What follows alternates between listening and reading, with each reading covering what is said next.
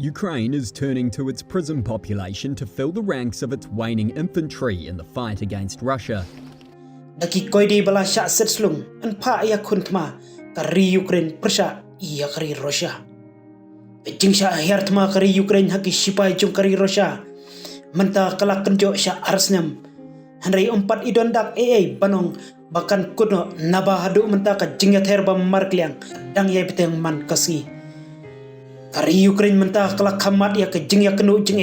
haki bor sipai. Nabakat nang miksi kelanang hiran ya ka jingdon ki bor sipai kumno ban yakun bat ki sipai Putin hadu bakala penong ya ki bor bhalor jongkari Ukraine ban paikmat menta shiki koidi jongkari bala syaset patok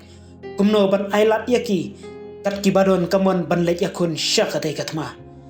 hadu menta layo jingte bakumba lai hajar tam ki koidi jongkari Ukraine ila penrung kerteng ngalade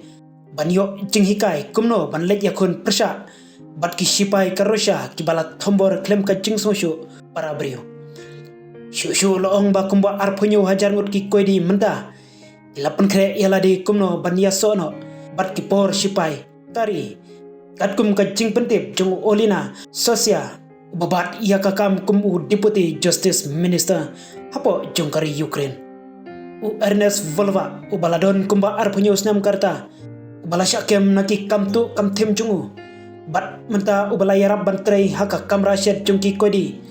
ulong ba ukmen pelat banyo katkum kanika kabuk siar ban lecha kamadan ma ban yakun persya yaki sipai kari Russia ban yak basyong hapo patok klem kam klem jam ye bat ulapen kuru dakabong kani kandai ka kabuk siar yau ban len lade nakabanda kari